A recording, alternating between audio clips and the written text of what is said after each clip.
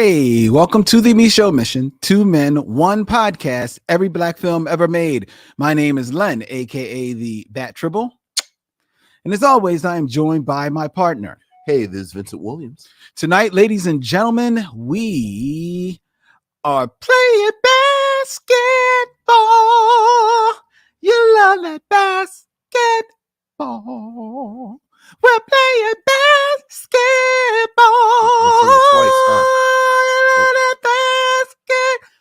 Don't take it up.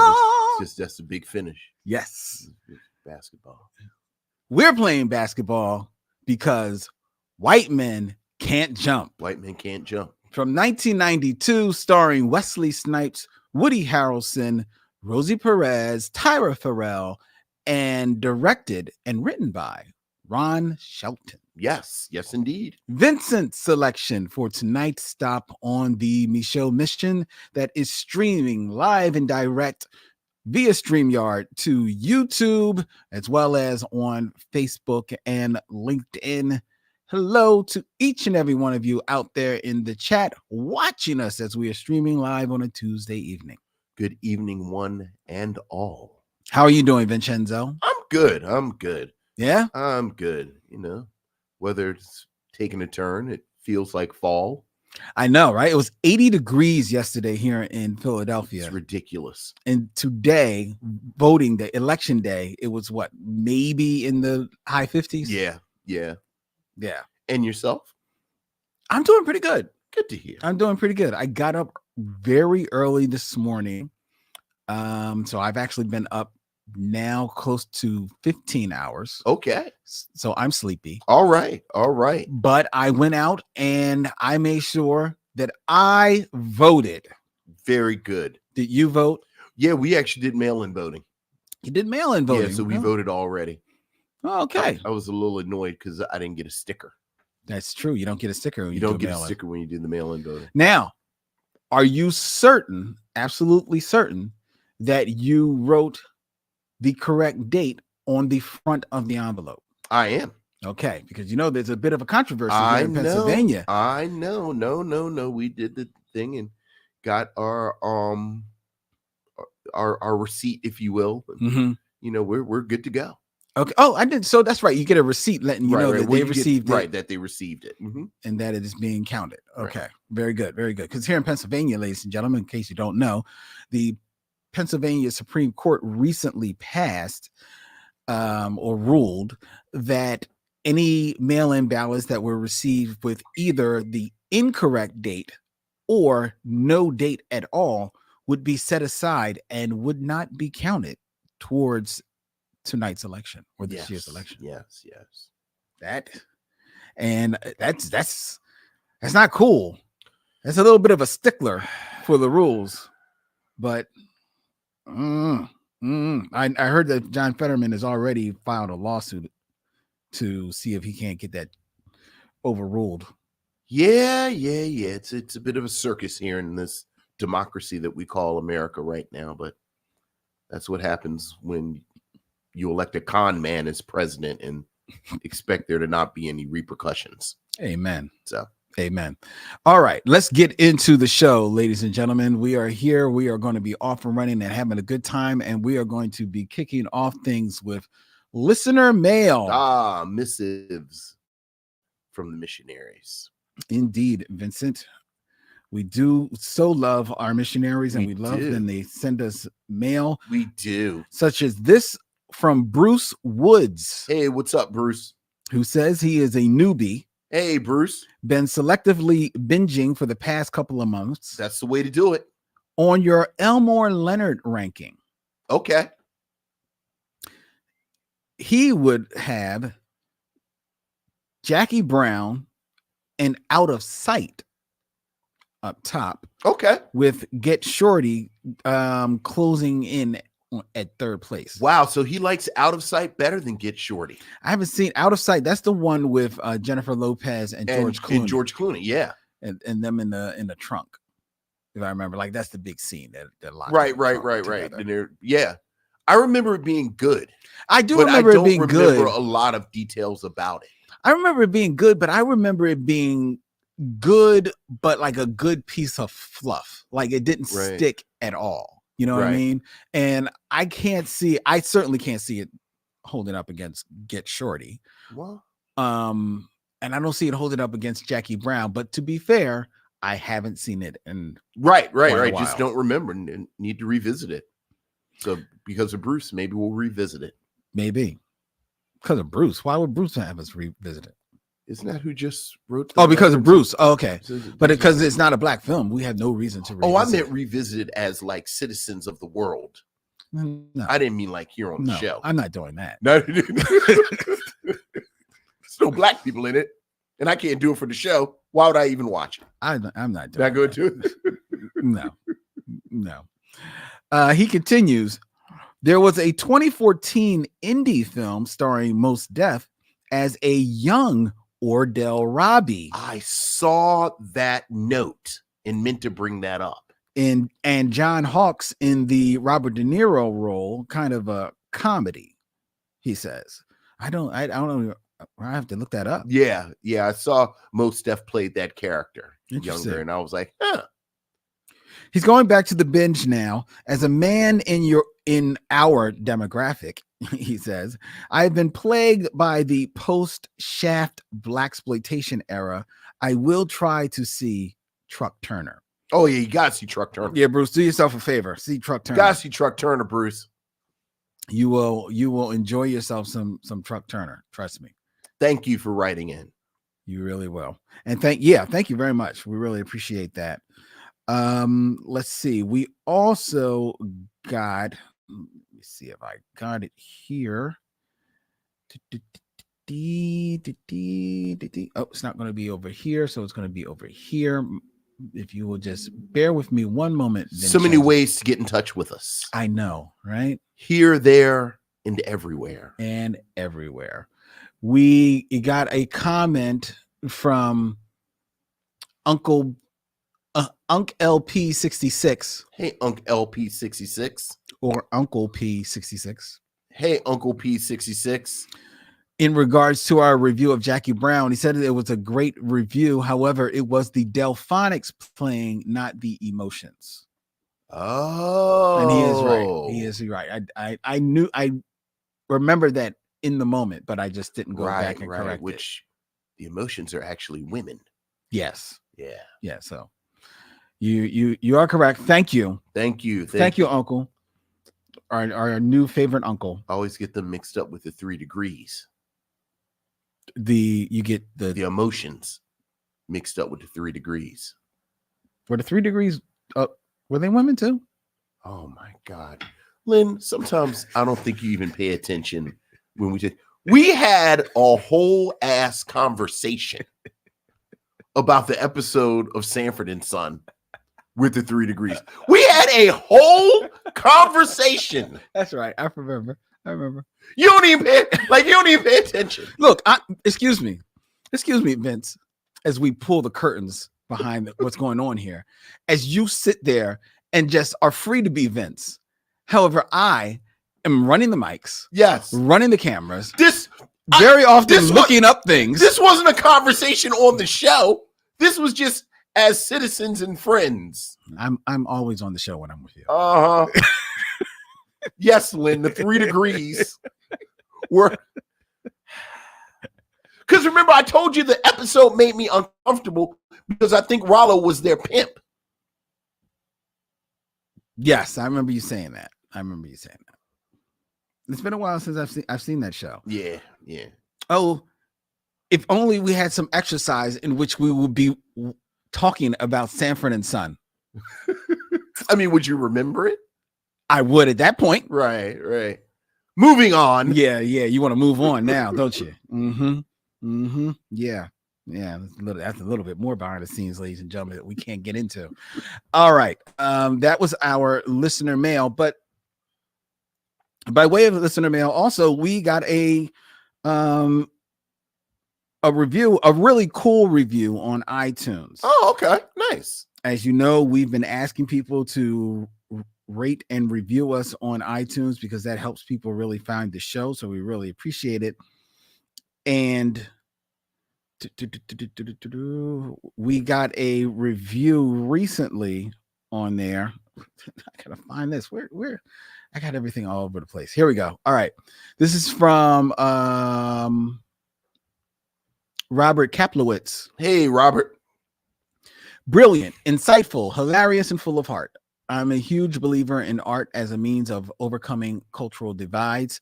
Vincent and Len offers so much insight, excitement, and depth of feeling on their mission to review every Black film ever made that they open up innumerable aspects of Black culture to those of us who grew up outside of it. Thus, they make me laugh my butt off. I've made it my mission to listen to every new episode, and the time I've spent rolling back through their archives has been so rewarding. Thanks to you and the whole team at The Mission. Oh, thank you, Robert. That is a great review. Yeah, that is a great review. Excellent. I wanted to shout out. We ask you all to help us make our way to 200 reviews on Apple Podcasts, ladies and gentlemen. If you have a moment, if you really want to help the show, that's the way you can help our show. We're trying to reach 200 reviews by the end of the year. So we're inching ever so close. So all the more, just go there, give us a ranking. If you want to leave us a review, that's even better. But a ranking will do the job. Appreciate a lot, folks. Really do. All right, Vince. All right. Have you seen recently the teaser trailer for Kindred? I did see the trailer for Kindred. Did you see that? I did. So I'm ever closer to thinking it's actually going to happen.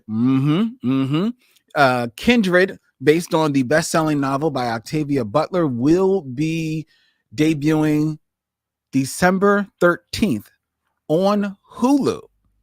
And they just put out a trailer for it. It's very, very ethereal. Doesn't give anything really away, except if you read the book, you know that it messes around with time travel. Yes.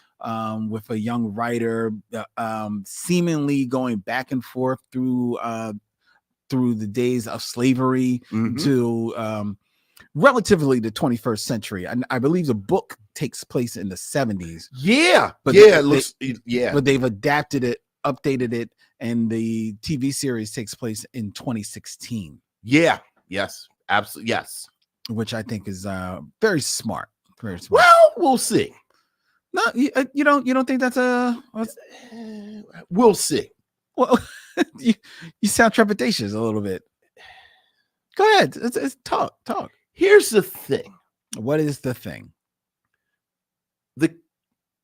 I don't want to give away too much of the plot because, if people are just coming to the show, I think part of the tension of the main character being in an interracial relationship which in is still the true. 70s. Oh, okay. Is that it was a much more controversial pairing than it would be in 2016.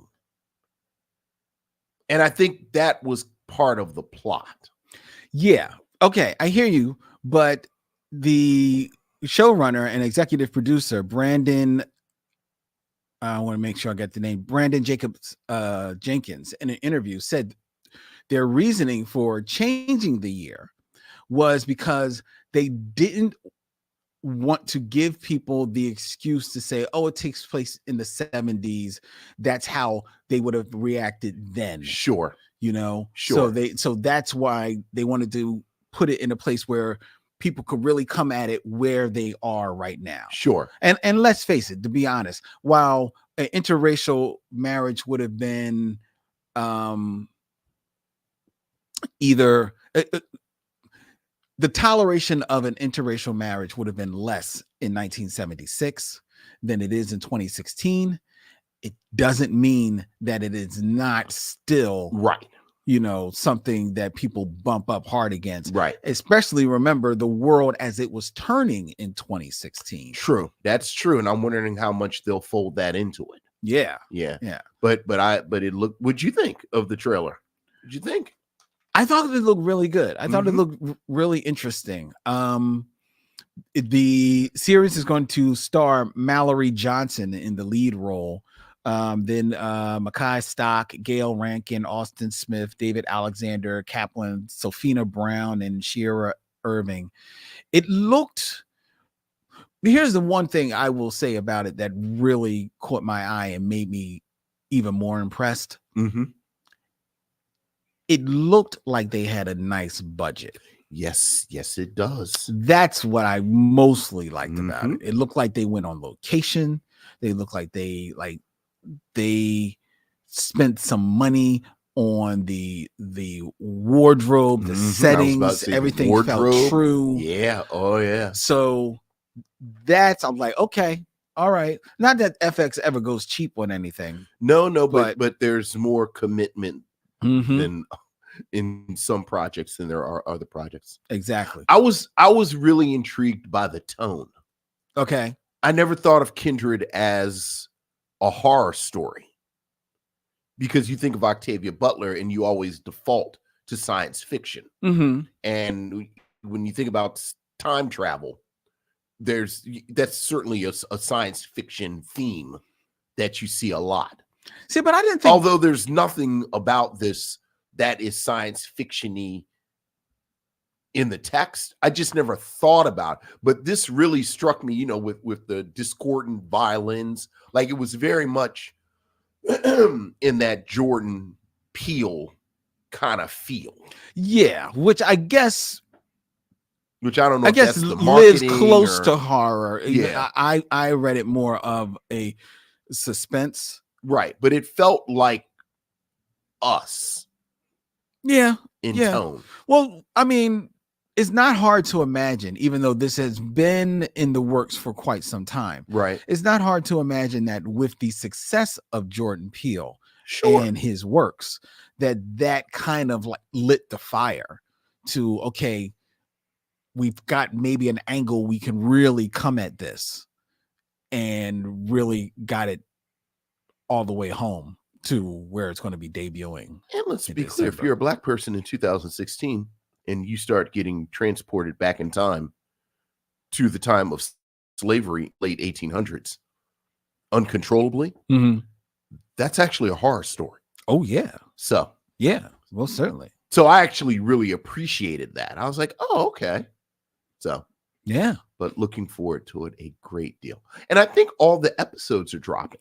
Yeah, and I couldn't find any more information about that. But so it looks like all of the episodes, which I believe are supposed to be either 6 or 8, are going to be dropping on that day. Yeah. I don't know how I feel about that though. Now I'll be honest. While I can appreciate the binge mode that Netflix has kind of gotten people into, I also appreciate that things coming out on a weekly basis kind of does build the momentum for people, and people don't feel lost. Right. People are not ahead of the game in the conversation. Right. People are having the same conversation at the same time. Right. And experiencing it, introducing it to people, and people don't have like a whole big wall of shows that they got to catch up on. Right. So I don't really like that idea. I wish that they opt for it to be weekly. Now, that being said, putting all of them out there does open it up, especially around the holiday season, the winter break, where people maybe one day just sitting around in the house, you turn this on and you can watch it all day. Yeah, and it's a bingeable story. Well, yeah, like it really is something that you can binge. Okay. Or read in one or two sittings. Okay. So now, for those of you who are fans of the Micheaux Mission, as you may remember, Vincent and I announced a couple of weeks ago that we are going to be doing a separate podcast where we will be reviewing each episode of Kindred. Now, we didn't know at the time that they were going to drop all the shows all at once. However, I think we should still do it on a weekly basis. I agree. And watch one show a week and bring you an episode a week of our review of Kindred. We haven't named the show yet because we're still dotting the I's and crossing the T's on our last host. We do know who one of our hosts is going to be. 4 hosts, Vincent and I, and 2 young ladies are going to be joining us. One of them is already secured, and she's eagerly waiting, 1, for the show to come on, and 2, for us to just say her name and just announce it. But we're just dotting it, getting things set with the other hosts, so we'll be announcing that as soon as we can, so that we can then come up with a name and tell you exactly what it's going to be, and you can watch Kindred with the Men of the Me show and them. Looking forward to that. Oh yeah, that promises to be big fun. Okie dokie, there we go. That's that.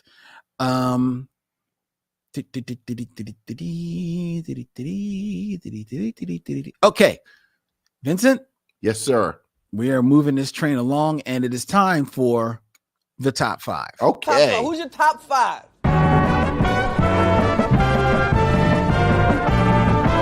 My top 5 is.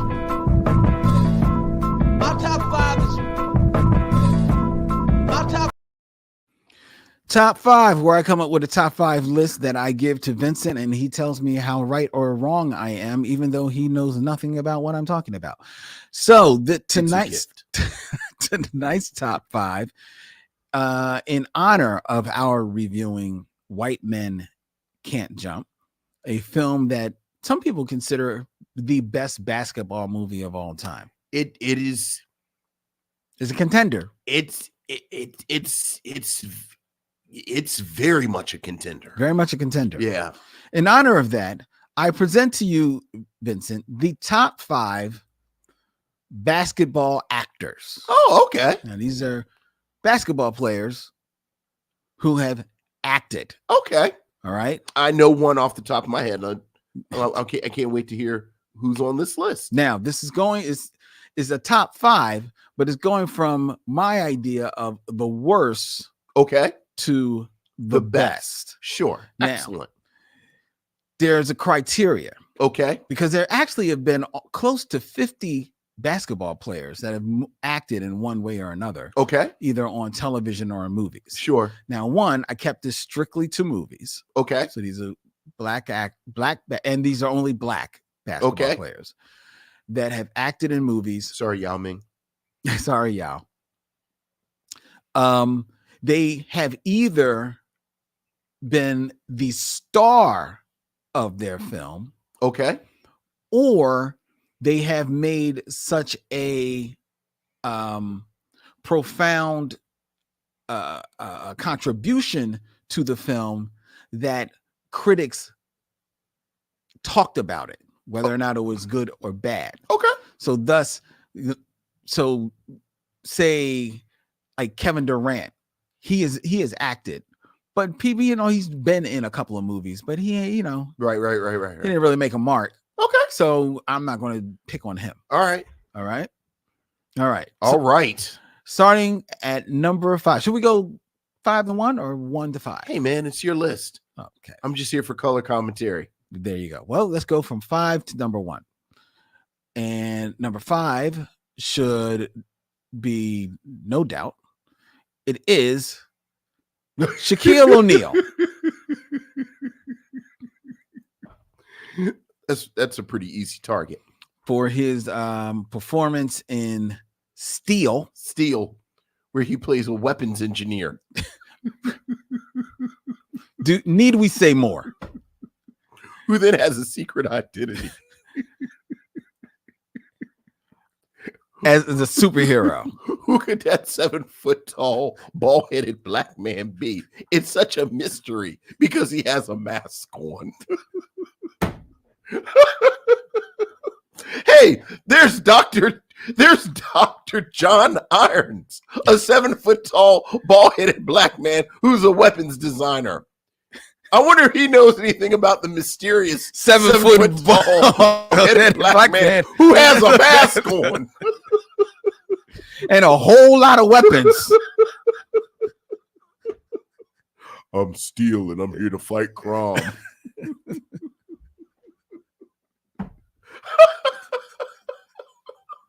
And also, Ray J's in it. Yes. There you go, Bruce. You can check that out in the archives. Yes, we haven't made our way to Kazam yet. You're welcome. Yeah, we can only go up from here. Oh, we can only go up. This next one pains me. Okay. This hurts me a little bit. Okay. Number 4 is Julius Erving in The Fish That Saved Pittsburgh. You know, I disagree with you about this. Look, I like man. Dr. J in The Fish That Saved Pittsburgh. Look, man. Dr. J is literally one of my 3 idols in life. Okay. So this hurts me. And I went and saw this movie. I was so ready to see. You know I love this movie. It's a fun movie. But Dr. J is just fine as Moses. No, he's not. He is Dr. J, and I love Dr. J. When Dr. J is playing basketball, he is the most charismatic, effervescent force of nature on the basketball court the 70s ever saw into the 80s. Changed the way the game is played. The second Dr. J sits down, it's all gone. It's all gone. He was in a film with Stockard Channing. Yes, he was. And Jonathan Winters. And James Bond III. Right. And you know who acted better than him? All 3 of them. All 3 of them. And mind you, James Bond III at the time was 10. Yes, he was. He was also there when Norm Nixon met Debbie Allen. I love The Fish That Saved Pittsburgh. It's a fun I will movie. take no disrespect in any way, form, or fashion against The Fish That Saved Pittsburgh. I'm not disrespecting the movie. You're disrespecting Dr. J. I'm disrespecting Dr. Moses. J. He had a whole song called Moses. Moses. His idea of the date was taking a girl to the basketball court. She talked real slick about basketball players. Basketball players are dumb, and you don't know about hard work. And then he put her in a Rolls Royce and took her to the playground and took his jacket off because he had on a 3-piece suit. And then he seduced her with the power of basketball. With the power of dunks. Every day I'd get up and work real hard.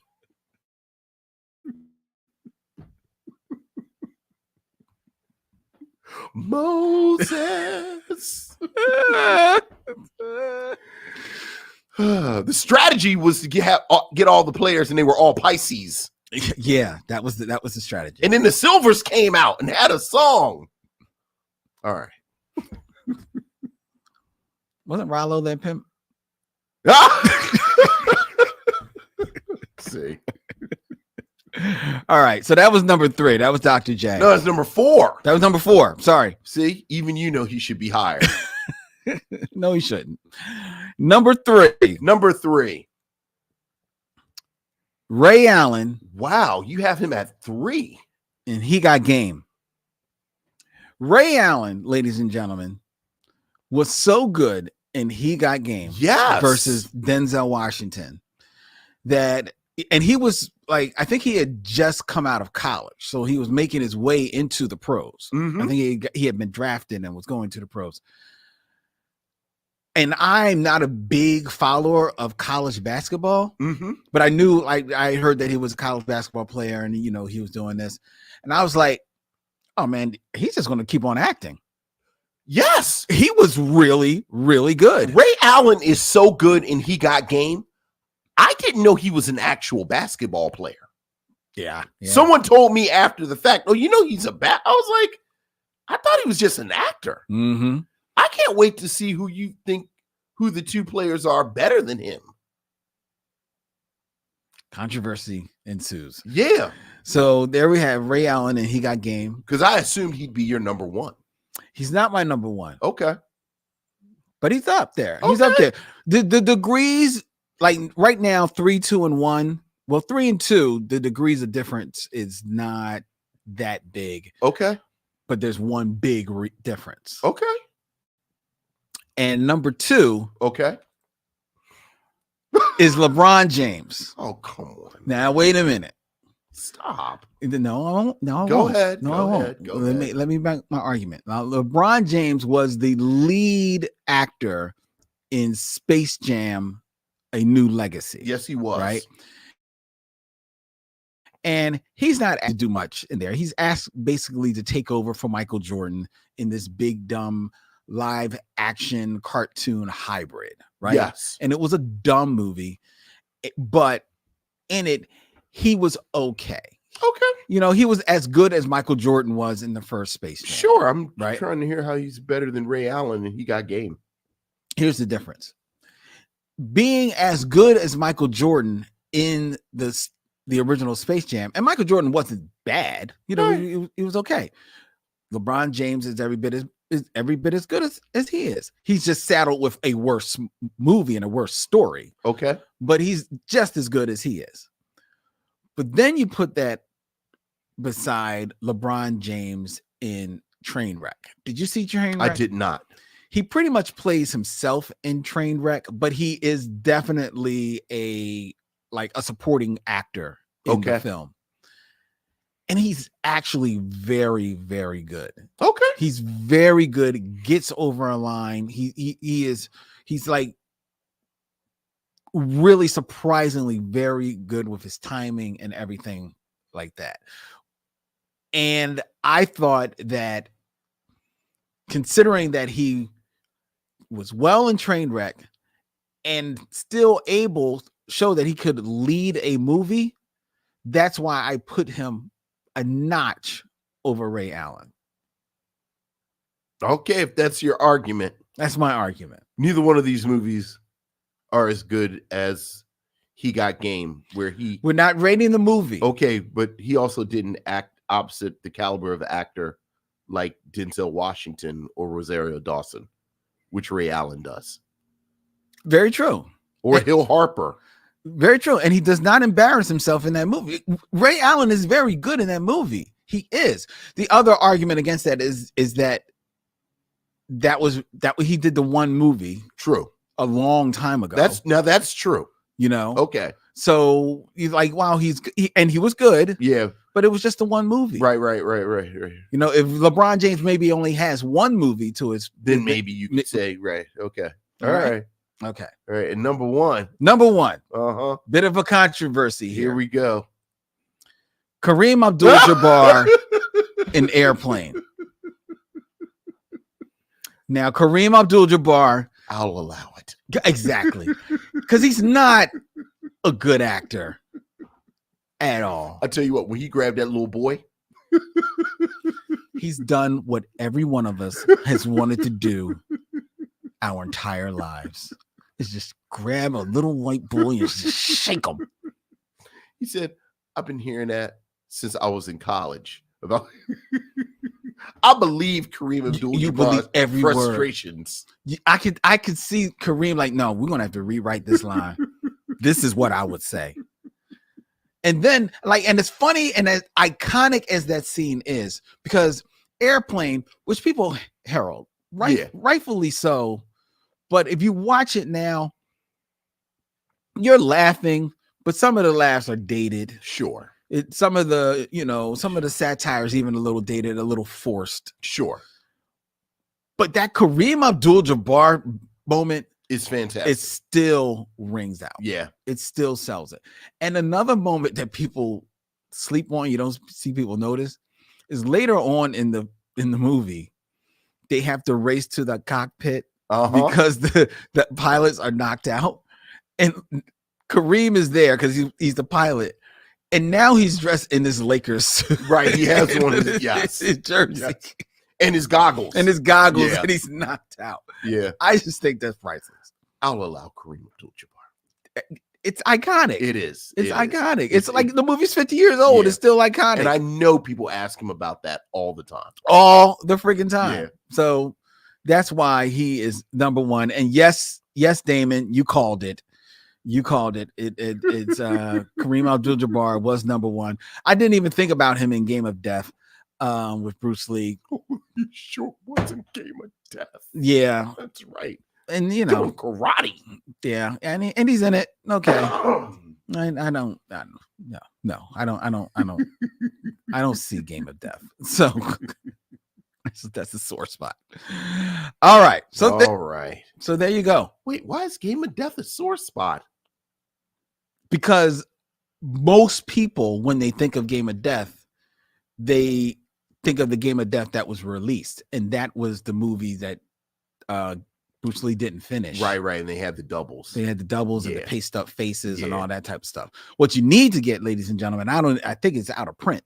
There was a special edition of the Enter the Dragon DVD that had all of Bruce Lee's footage that he shot for the Game of Death on it, and including an extended fight scene between him and Kareem Abdul-Jabbar. I have that. That's my Game of Death. That's your Game of Death. But that was never released. It was never released. So there you go. If you're not a hip film dude like Len, it's like Len, Spike Lee, Wes Anderson, just sitting. All right, go ahead. All right, so that's my top 5. All right. Okay. Moving on. It is time for the Game of Kings. Ah, yes. Not the Game of Death, but the Game of Kings. Not as many tracksuits. Not as many. Here we go. That's the key. Why, you'd be surprised what a person can do with just a sensitive touch and a sense of sound.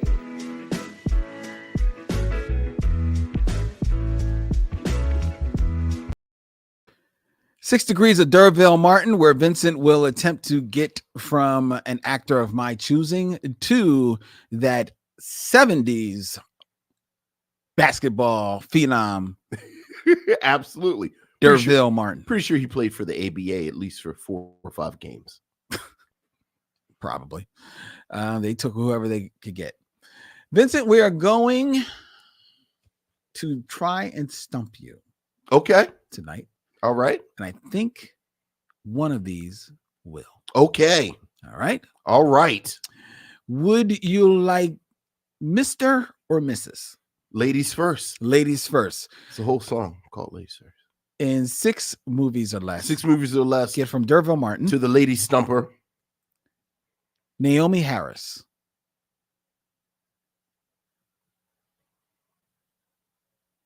Wait. Naomi Harris from like Moonlight? Naomi Harris? Was she in Moonlight? You tell me. She was? Okay. Oh. Okay. Okay. All right. So D'Urville Martin Mm-hmm. is in okay, so I'm gonna get to Naomi Harris.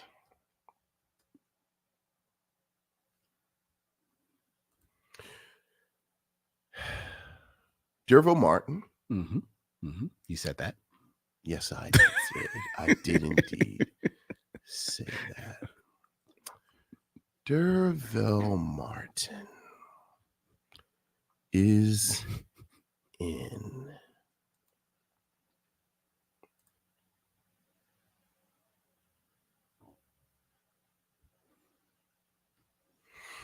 Thank God you can't see the chat. Your brother is he's just throwing Naomi Harris movies out there. Just throwing Like Damon. Naomi. It's called a game. It's called a game.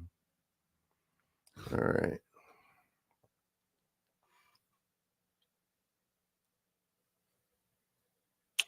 D'Urville Martin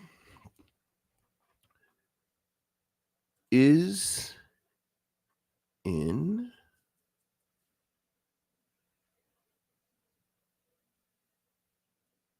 Five on the Black Hand Side Mm-hmm. with Leonard Jackson. Mm-hmm. Leonard Jackson is in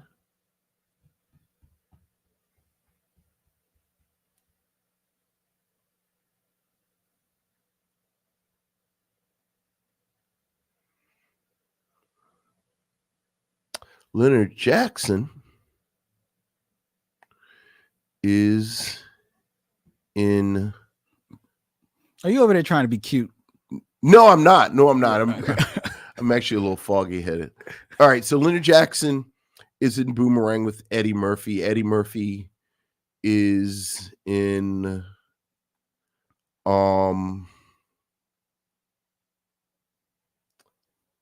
Eddie Murphy is in Coming to America with Samuel Jackson.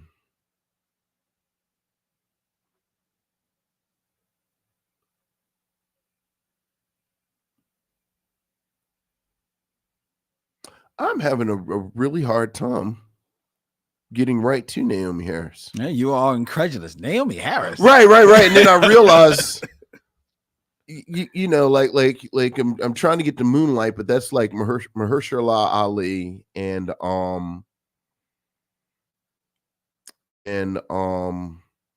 Monáe are my two big names, and then I know she's in the Bond movies. And then I realized the Bond movies, I don't really know who to get to that quick. And then she was just in my favorite movie of the past 2 or 3 years, which is Swan Song. And that's Mahershala Ali again. I didn't see that. It's really, really, really good.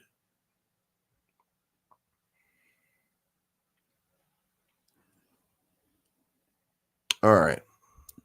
Let me hunker down. I did not think this would be the one. I know, right?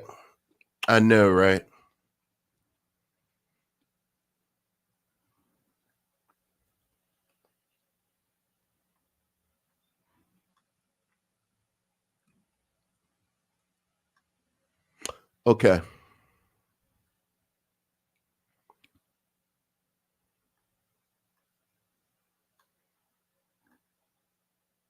Okay. All right.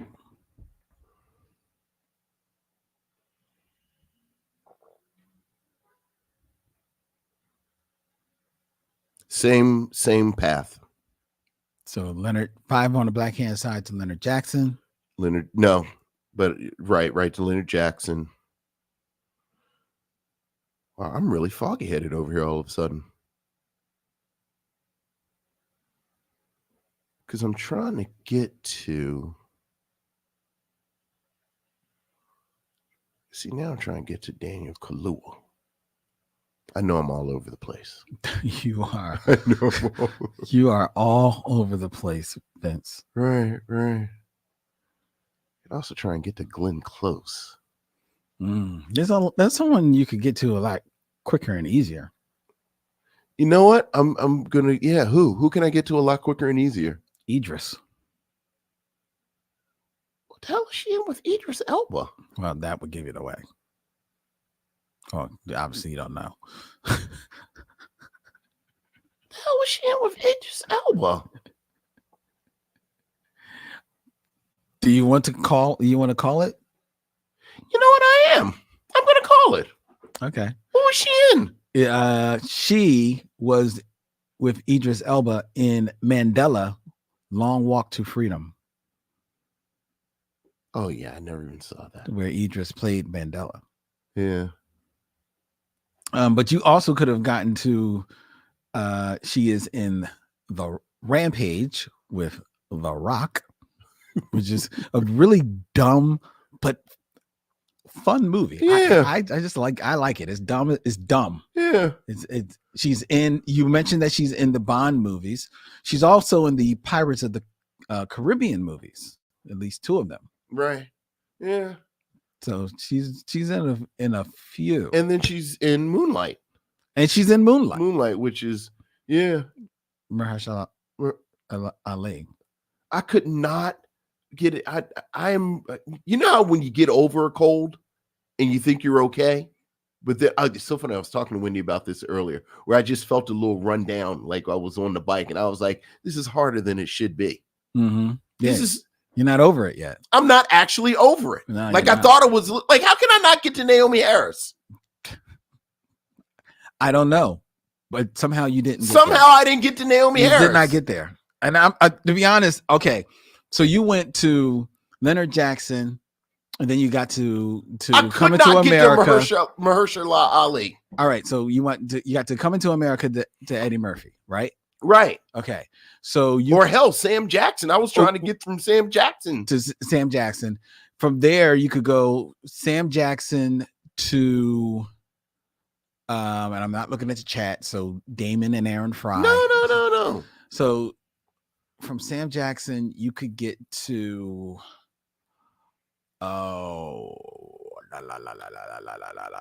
here's something. Get to Mahershala Ali. That's what I'm trying to go. Because that's what jammed me up. That's where I'm trying to go. I'm trying to get to Mahershala Ali. You would get there from, okay. Sam Jackson gets you to. Because the Marvel movies are a dead end. Because he's Blade in Eternals, but Eternals doesn't actually link to anything. I'm trying to think of the other voices in Into the Spider-Verse. Into the Spider-Verse. And you know what? I was trying to get to Brian Tyree Henry or Daniel Kaluuya because I was going to try and get to Lashana Lynch. I knew Samuel Jackson. Samuel Jackson gets you to Captain Marvel. Captain Marvel gets you to Lashana Lynch. No, not Lashana Lynch. The lead. Yeah. Who's the lead? Who's the lead? Who's the lead actress? Who's Captain Marvel? Oh, Brit. in there. Yeah. Brie. Yeah, but Lashana Lynch plays Monica Rambeau, doesn't she? Yes, but that's not where I'm going. But Lashana Lynch can get you to the last Bond movie, which I'm assuming Naomi Harris is in that too. Which was No Time to Die. Yeah. Aren't they both? Yeah, she wasn't that. Okay, so you're right. I'm trying to think what was all right, now I'll look at the chat. What was Captain Marvel's name? I know somebody put it out there. No, they didn't. Yeah, Naomi Harris jammed me up. Yeah, she jammed me up too. Because I'm thinking Samuel Jackson is in Captain Marvel with the lead actress, whose name is I'm escaping. And what's she in? She was in Kong Island, but that's also with Samuel Jackson. Yeah. And how does that get you to Naomi Harris? No. I was going to her to get to. Somehow that was going to get me to Mahershala Ali. I can't remember. All right, it doesn't matter. Yeah, Brie Larson. Thank you, Robert Monroe. Yeah, Naomi Harris jammed me up. Yes, and you thought that was going to be the easy one? I thought that was going to be the easy one. Oh boy, well, what's the hard one? Okay, I don't know if we got another hour. I know. Let's see. Next one, Vincent. In 6 movies or less. Oh, you're never going to get this one. I'm sorry. From D'Urville Martin to the 90s equivalent of D'Urville Martin, Romani Malco. Well, here's the funny thing about getting to Romani Malco. Romani Malco, you can get to him because D'Urville Martin is his father. No. Yeah, this is how you get to Romani Malco. Here's the funny thing. I got a couple of ways to get to Romani Malco. How you like that? The fog is lifted. No.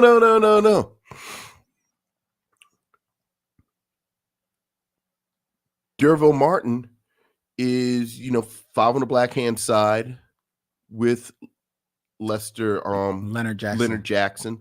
Leonard Jackson is in Boomerang with Eddie Murphy. Eddie Murphy is Leonard Jackson. Yes, Leonard Jackson is in Boomerang with Eddie Murphy. Eddie Murphy is in Coming to America with Sam Jackson. Sam Jackson is in Eve's Bayou with Megan Good. Mm-hmm. Now I gotta get there faster.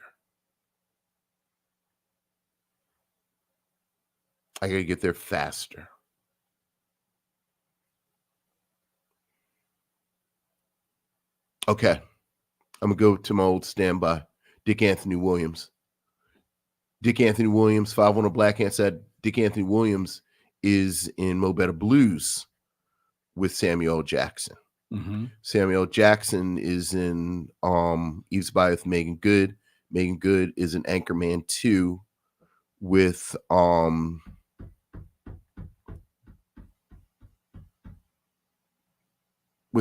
Office. Oh, Steve Carell. Steve Carell is in The 40-Year-Old Virgin With Romani Malco. Very good, Vincent. Yeah. Very good. Very good. Romani Malco has been in quite a few films. Yeah. Oh yeah. I actually like him. I like him because the man don't age. No, he don't age. I think he still plays teenagers. Yeah. And he's 53 years old. Yeah. He was in Think Like a Man 2, Okay. Did not see that. as well as the first. Did not see that. He was in one of your favorite movies, Top 5. He sure was in Top 5 because he was whatchamacallit's manager. Mm-hmm. And he was in I think you like this movie. Don't you like Blades of Glory? I forgot he was in Blades of Glory. Yeah. Yeah, he shows up. Yeah. He does a lot of TV too. Yeah. So it was a little, dicey. I didn't know how you were going to pull him out. But you did it, Vince. Yeah, that was easier than Naomi Harris. That was a lot easier. It's easier than Naomi Harris jammed me up. Naomi Harris jammed you up a little bit. Yeah. And admittedly, you will admit it shouldn't have been as hard as it was. Yeah. That's sometimes how it goes. Yeah. And I like her a lot. Mm-hmm. Yeah, I like her a lot. So, all right. Let's get into our review, Vincent. okay. Time to get into our review of White Men Can't Jump. But first, it's time for Trailer Talk. This is the part of the show that is going to be edited out and will not live here. And I'm not going to do it. I was going to put you on the spot, but I'm not going to do it. Okay. So how are you doing? You got a bad cold. I'm on the other side of it. Yes. But like I said, it didn't help you sitting in a very chilly theater last night. I know. It was cool. It was very cool. Yes. In that theater. Sitting for all those hours. Yes. But we saw Wakanda Forever. Yes, we saw Wakanda Forever, ladies and gentlemen. We'll be talking about it formally at some point. We will. Yeah. You keep tempting me. I'm trying to be good, Vincent. I mean, we're not really going. I mean, look, obviously everybody needs to go see it. No, everybody needs to go see it. But what am I tempting you? Like, what controversial thing are you going to say about us seeing Wakanda Forever? No, nothing. I'll talk about it later. Okay. I'll talk about it later. Hey, y'all, Len and Vince think you should see Wakanda Forever. That's not it. Okay. We had a conversation last night about the movie and about our plans in regards to the movie. And I want to revisit that topic, but I'm not going to do it here. Regarding Wakanda Forever? Yes. I mean, we're going to tape a review of it. Yeah. Yes. Oh, yes. Yeah. Right. Yeah. Okay. Yeah. We'll talk. Yes. All right. See. Right. You kept tempting me. I'm trying to be good. Right. You ready to do this movie? All right. Let's get to the movie. All right.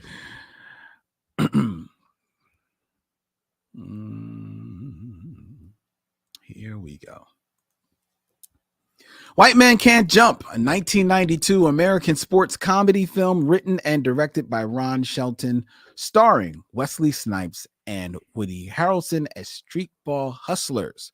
Also features Tyra Farrell and Rosie Perez as their paramours, as it were, in this urban dramedy, maybe, that was inspired by some real life events that happened in the life of Ron Shelton, if the oral history is to be believed. And it is Vincent's selection for tonight's stop on the Michaud Mission. Vincent, what say you of White Men Can't Jump? Well, a bit of programming before we get into the review, or a program note, if you will, as Len mentioned, the oral history. I will just go ahead and say up top, I will be referencing what I believe is the greatest oral history of a film ever written, and that would be the oral history of White Men Can't Jump, which was published in 2012 on the dearly departed Grantland website by Thomas Golianopoulos. August 2012. It is still widely available on the internet, and I strongly suggest everyone read this oral history. Gotcha. So start there. Now that I've said that, I think White Men Can't Jump is a great film. And I think it is a film that from the very beginning is confident. It is assured. It is filmmaking by Ron Shelton. As he said, he both wrote and directed it, that he had a complete understanding of the film he wanted to make. He had complete trust of everyone involved in the production. And it is a film that holds up on a lot of different levels. Almost from the moment that it came out. As you said, this is a film that centers on two streetball players. You have Billy Hoyle, who is a disgraced basketball player, a college basketball player, played by Woody Harrelson, who has gambling debts, who has overall debts to loan sharks involving both he and his girlfriend, Gloria, played by Rosie Perez. And then you have Sidney Dean, played by Wesley Snipes, who is real hand to mouth. And while he is a streetball hustler, that is one of many gigs. Yes, he's a hustler. He is a hustler as he's trying to hold together his family, including his wife, played by Tyra Farrell. And the plot of the film is the two of them hustling. Sometimes they hustle together. Sometimes they hustle separately.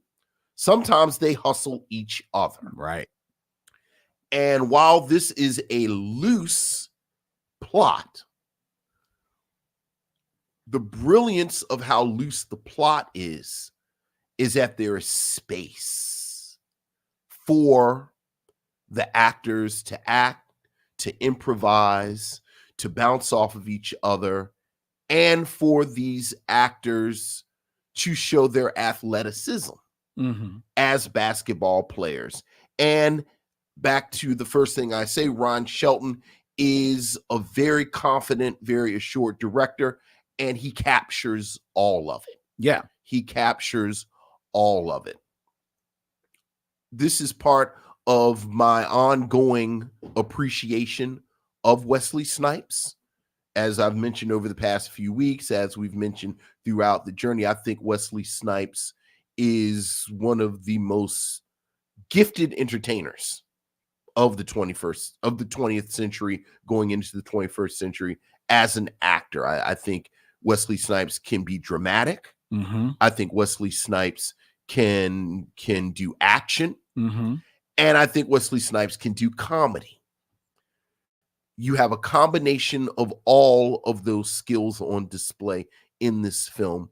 Worth noting that, again, if you look at the oral history, if you look at what everyone says, Wesley Snipes was the least basketball-y.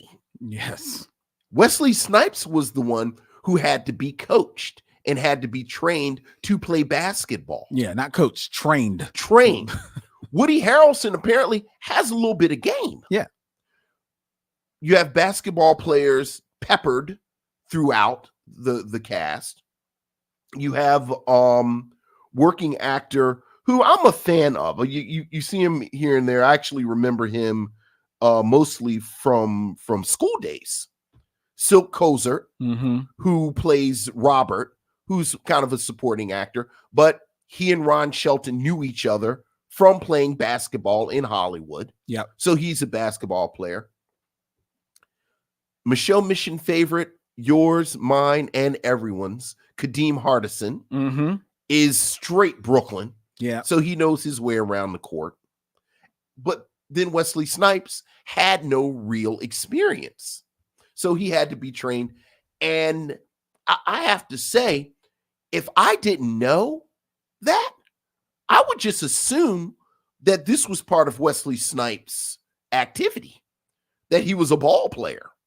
The way he moves on the court, the way he bounces off of Woody Harrelson, the way he moves with the other players. So just on the level of an entertaining sports film, as you said, people have argued that this is the greatest basketball film ever made. Hoosiers, of course, is the one that always comes up against that.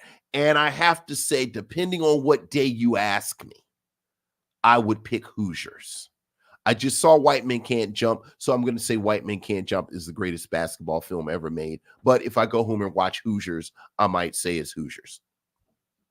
Regardless, this is just a great, entertaining sports film. I think the script is fantastic. Again, a lot of improv. Yeah. A lot of improvised lines, a lot of smack talking as you get in on the basketball court.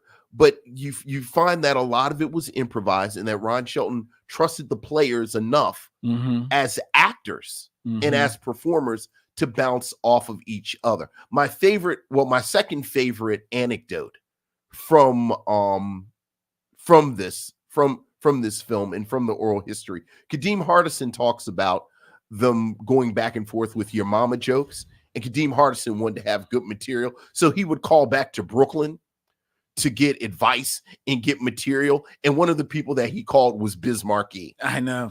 So I love the image of Kadeem Hardison calling Biz Markie and them trading your mama jokes on the phone. And of course, Biz Markie gives him a your mama joke that is a bit too crass. Right. Too true to the spirit of the thing. Yeah. But I love the sort of embedded commentary on how these are the working poor. Like they are scuffling. Like they are real hand to mouth. And you sort of foreshadowed my real love of this film when you said it's a dramedy, it's a comedy that has serious moments, it's a serious film with comedic moments, because everyone in this film is on the edge of the abyss. And in my mind, Ron Shelton's greatest achievement with this film is that he has made this really entertaining film. But you never lose sight of how close everyone in this film is to the edge.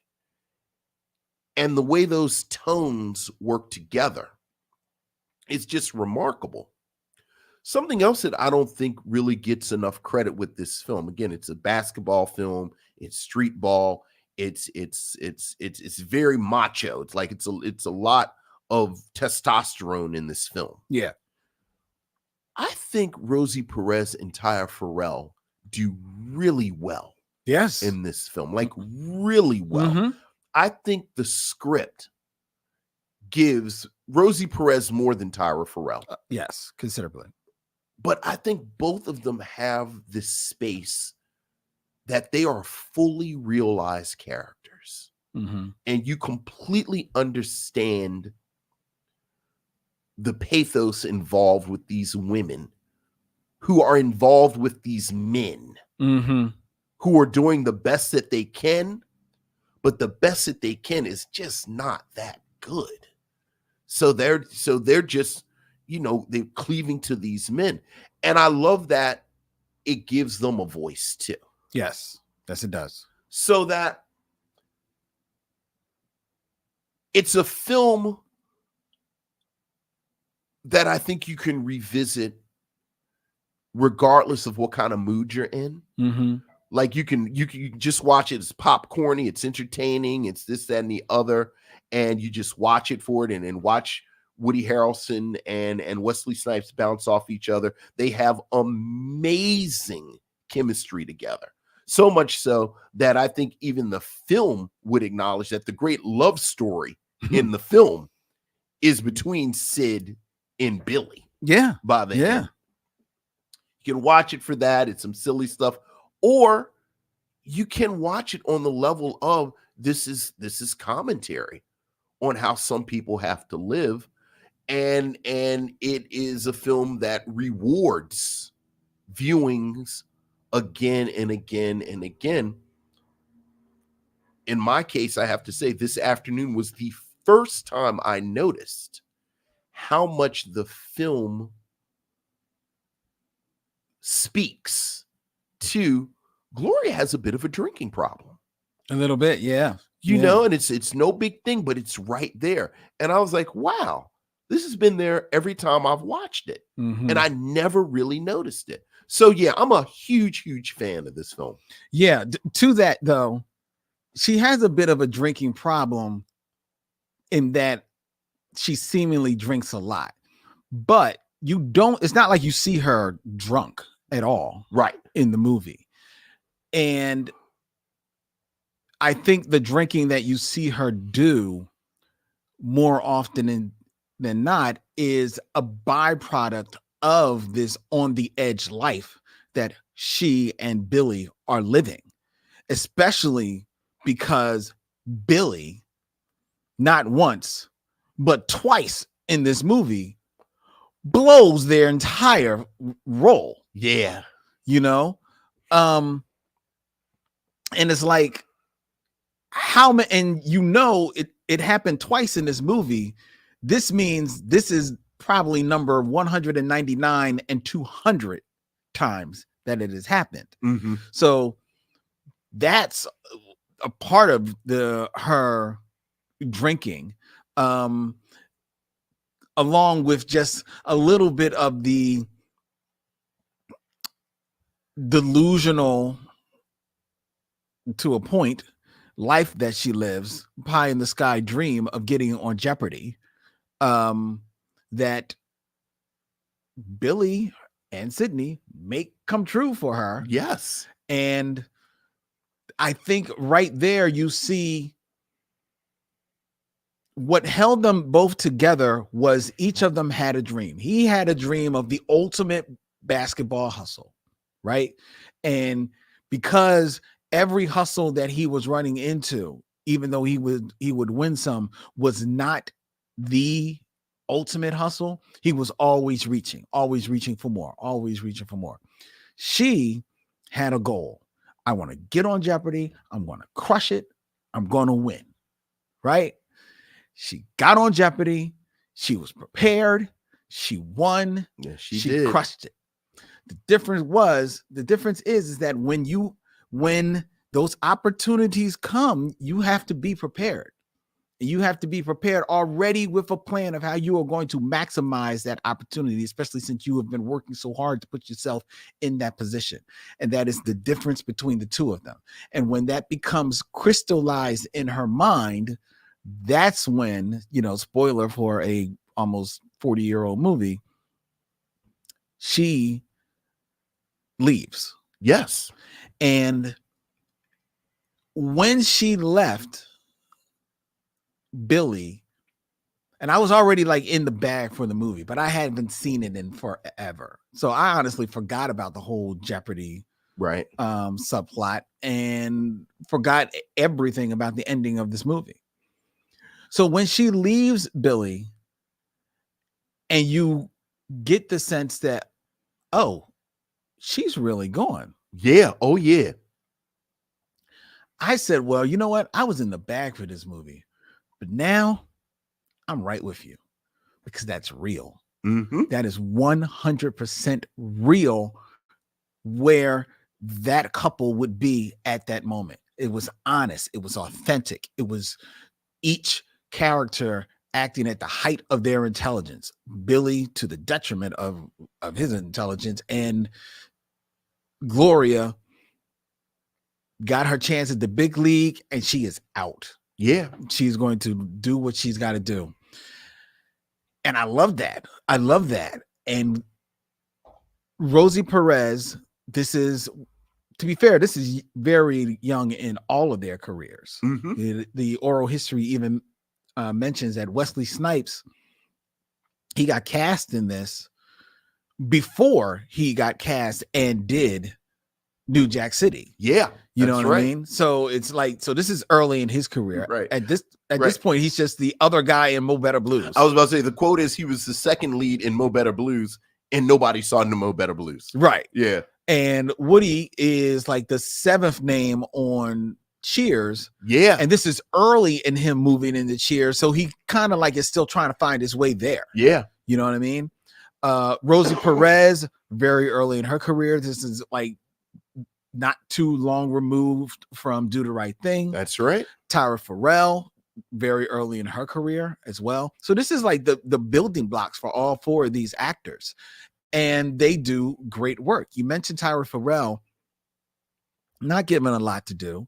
A lot of the scenes she's walking around with their son on her hip. Mm-hmm. But when she is giving something to do, not only does she crush the scene, she also adds to the very subtle narrative of this film in that she doesn't 100% approve of how Sidney makes money.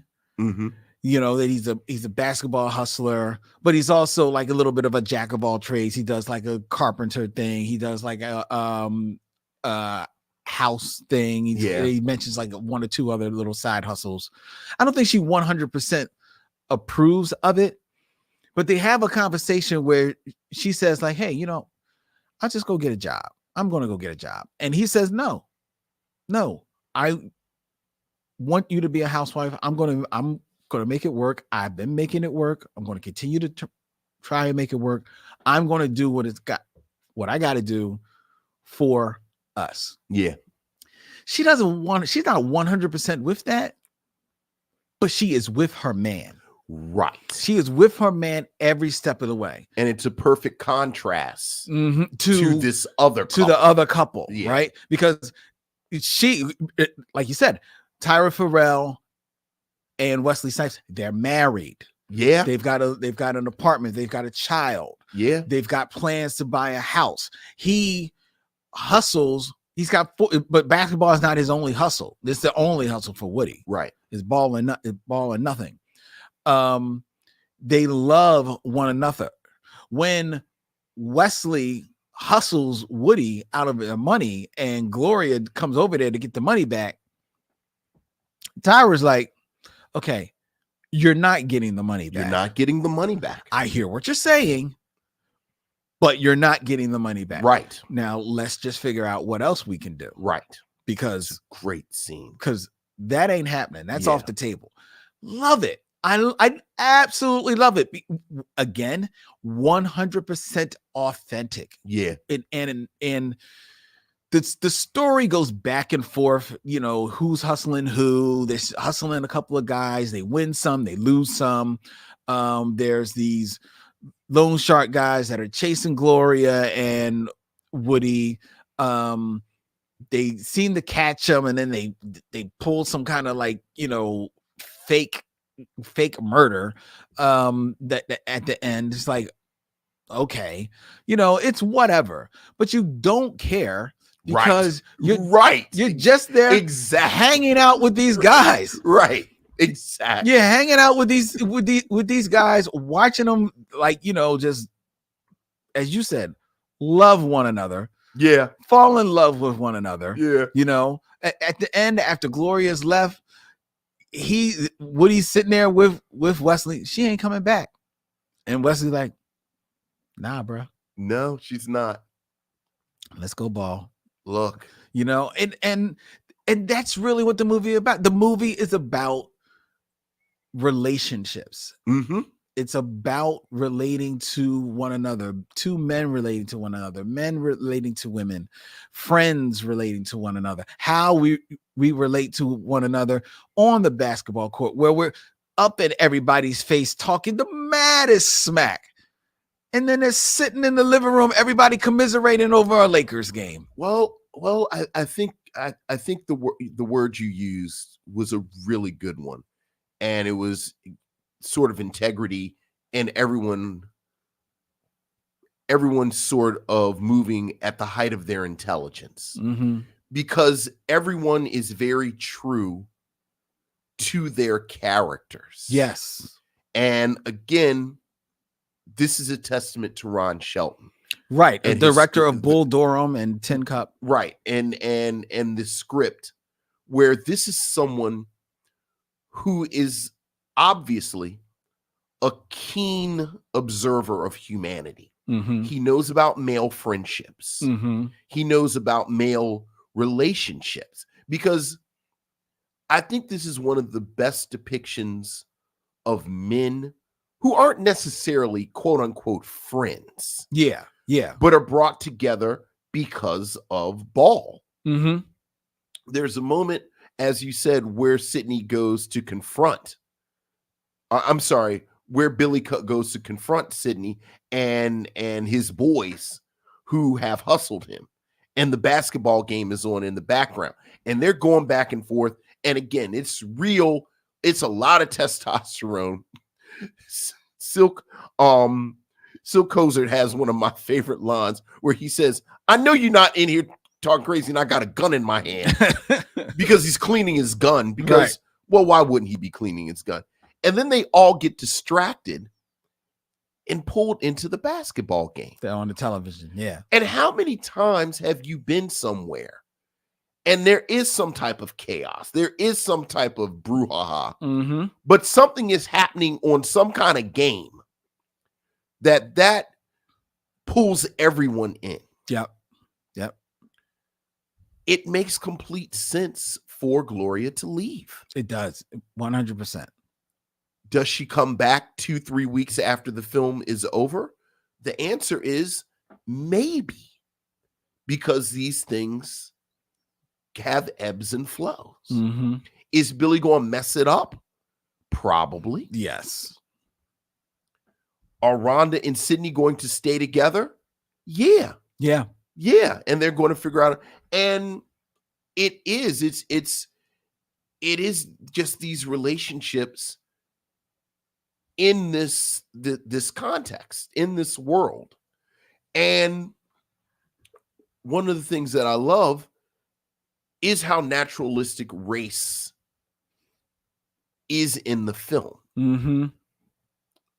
Billy's whole hustle is that he's a white boy, and he goes on these courts that are predominantly black, and he's kind of dressed sloppy, and he hustles them because they underestimate him as a white boy. Right. At the same time, he's dating Rosie Perez in 1992.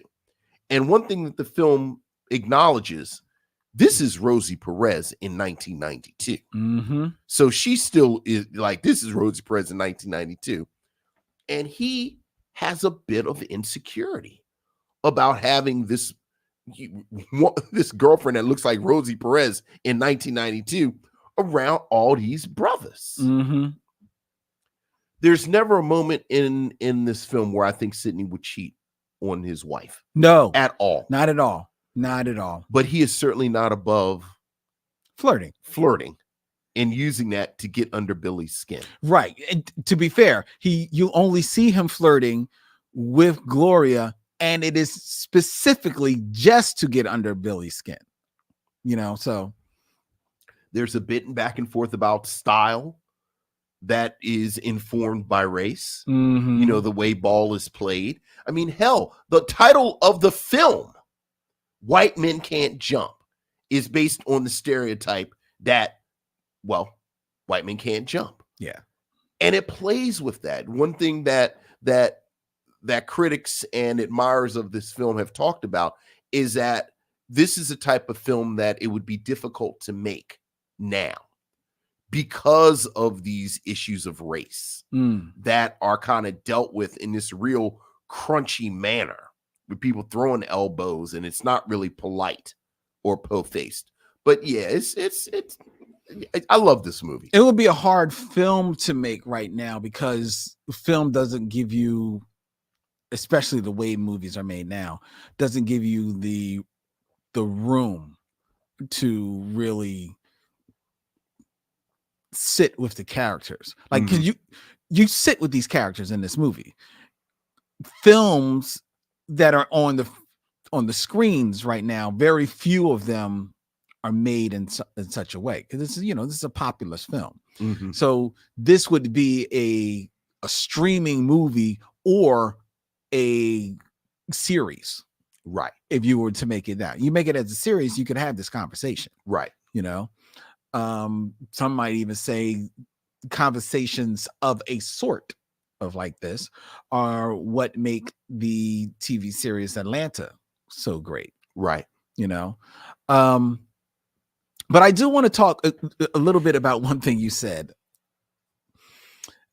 about Wesley Snipes having to be taught how to play basketball. Yes. Now, Wesley Snipes is, we know, especially at this time of his life, is a physical specimen. He is an athletic man, and a bit of a dancer, as we also know. Yes.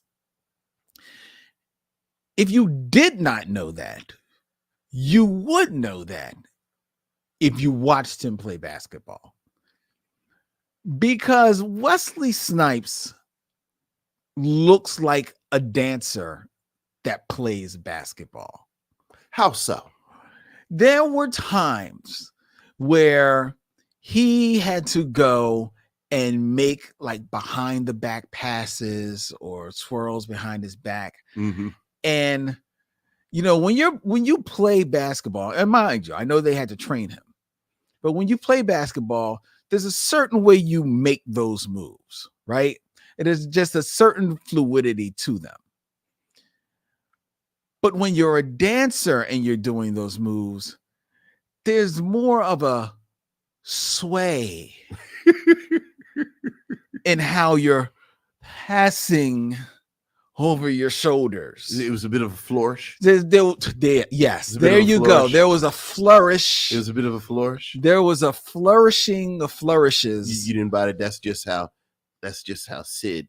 Like Sid was just no. And nobody shoots layups right at the rim, like with their hand out like this, like that. And that's what he was doing. He's not couldn't dribble. It's like if you play basketball, right, you're looking at him like, okay, like y'all really need to speed that up. You don't really need to slow down what he's doing, because this just looks, you are actually making the defensive player look bad. Like, dog, the ball is right in your face. Right. But Woody Harrelson. Woody looked like, he plays basketball on the weekends. Right. Knew what he was doing. He knew his form. Yeah, his form was looked on point. Yeah.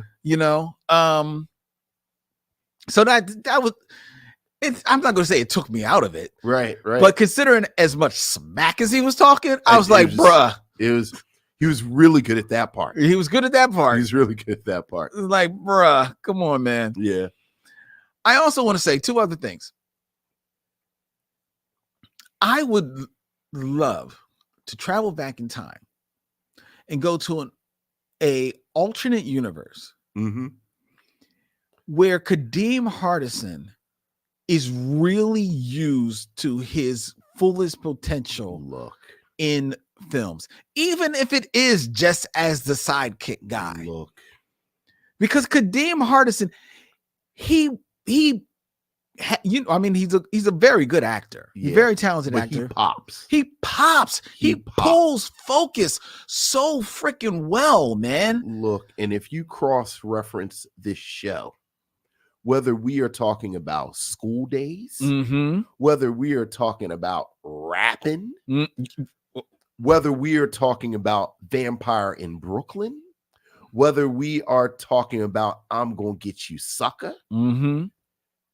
that Kadeem Hardison was the real secret, and as you said, underutilized weapon Yep. of the 90s. Yes. Because when he really does. Now, to be fair, he gets on Different World and then he becomes that, that guy. He becomes the star of that show. Right. Like, that's a great gig. Yeah, so I'm not knocking his hustle, but look, remember at that same time, Michael J. Fox is doing Family Ties, Right. and then spending his summers making 1 or 2 movies. Yeah.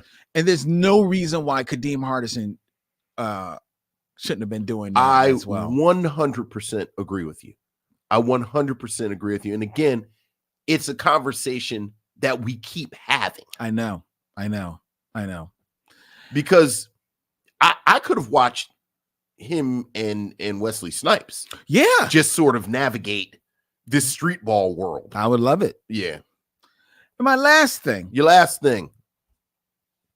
celebrating the women in this movie. We're huge fans of Rosie Perez. I loved her chemistry with Woody Harrelson. And I love the chemistry between Wesley Snipes and Tyra Farrell. But that Tyra Farrell, Yes, sir. that woman must be a vampire. Look. Because, yes, Ariel Johnson, this is a man moment. That Tyra Farrell is one of the finest women Look. I've ever seen.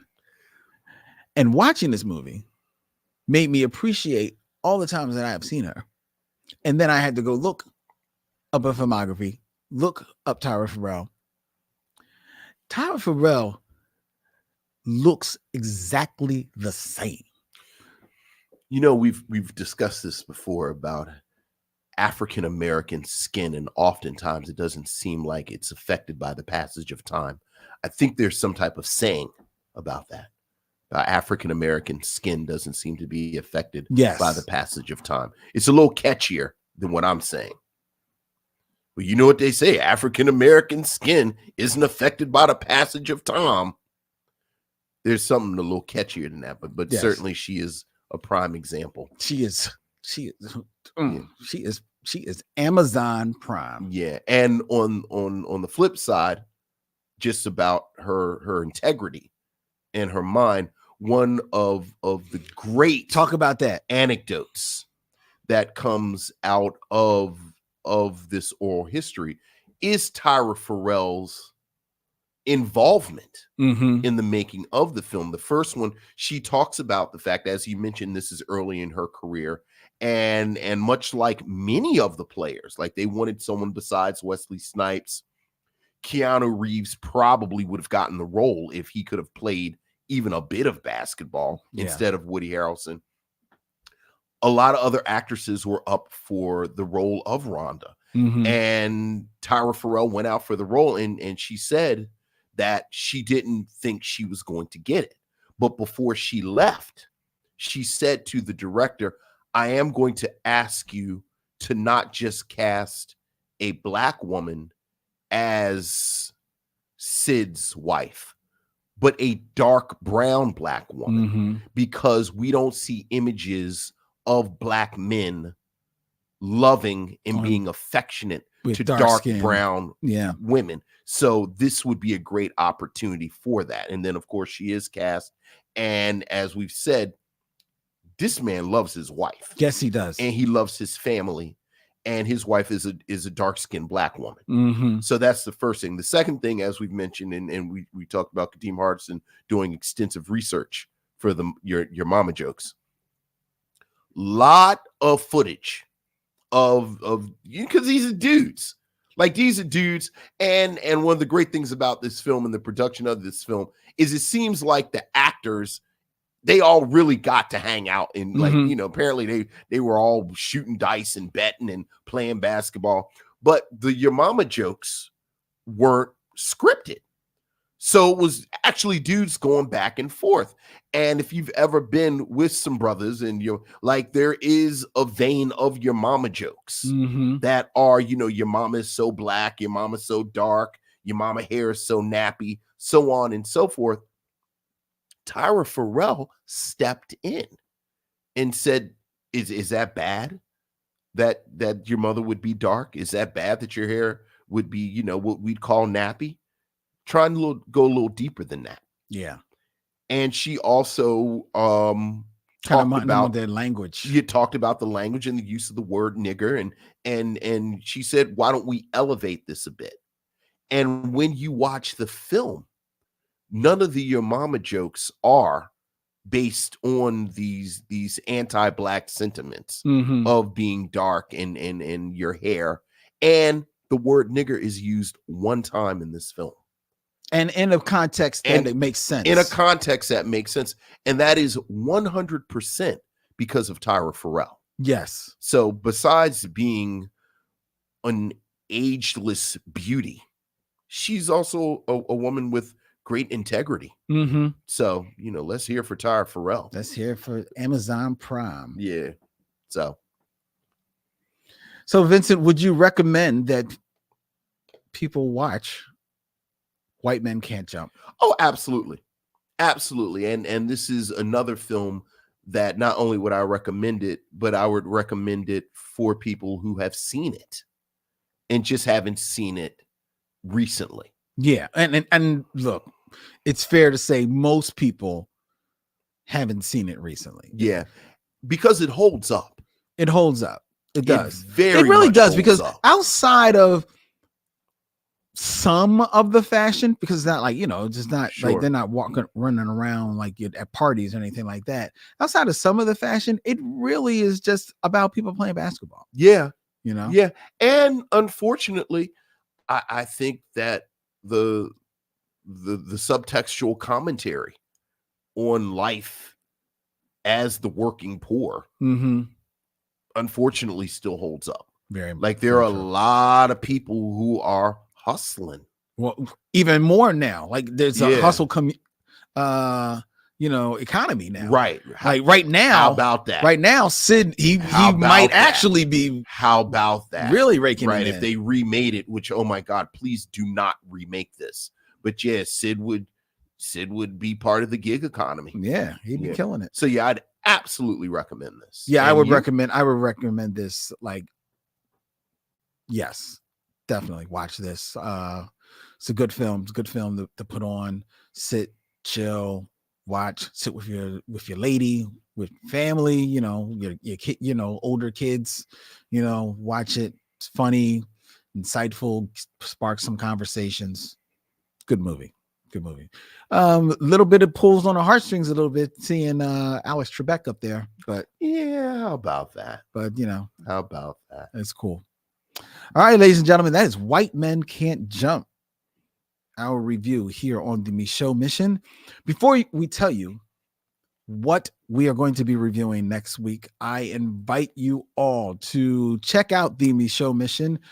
Go to, where can you go? I'll tell you exactly where you can go. You can go to MichaudMission.com. That's where you can go. 2 Men, 1 Podcast, every black film ever made.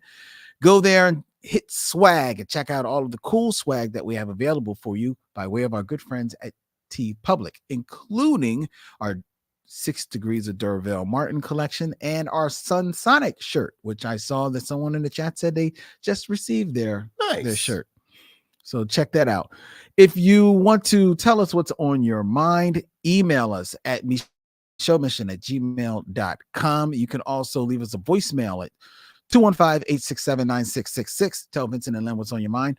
You can also tell us which one of our old reviews you want to hear on our previously on the Michaud Mission show that actually went out today on your podcast feed.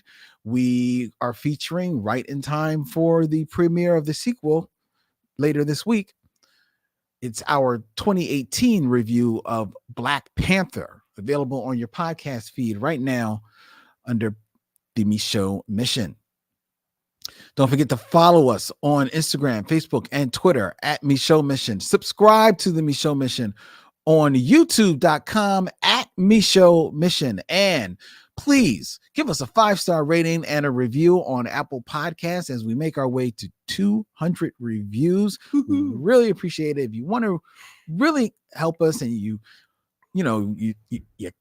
can't get a t-shirt or a gift right now, then this is free. Just do it. It takes a couple of seconds. All right. The Michaud Mission is a proud member of The Podglomerate, thepodglomerate.com. They make podcast work.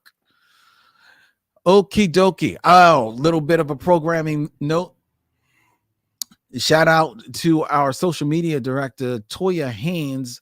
She and her good friend Nikki, they've got a podcast called The After Show After Party, available wherever you find podcasts. They've got an episode up right now where they are reviewing. Oops, I got to take this down and then I put this up. They are reviewing Can't Stop, Won't Stop, a bad boy story. All right. The 2017 Netflix documentary that is available right now on Netflix. I just said that. So check that out. Next week here on the Michaud Mission, it's my turn. It sure is. I'm going to 1994. And if you don't know me by now, I'm a geek. And I'm not a geek for anime, even though I love anime. Sure. I like some sci-fi. Absolutely. Love me some movies. You do. But my geek begins with the world of superheroes. Absolutely. And on the Michaud Mission, there's very few opportunities that are presented to us to review Black superheroes. We talked about Steel earlier. We did talk about Steel earlier, but which we actually did review. Yes. But this is a Black superhero we have yet to review until now. From 1994, next week, we will be reviewing Blank Man. Blank Man. Starring one Damon Wayans and David Alan Grier. Yes, sir. Next week on the Michaud Mission. Oh my goodness. I cannot wait. Until then, he's Vince, I'm Len, and in parting, we say, we'll see you when it's time to meet again.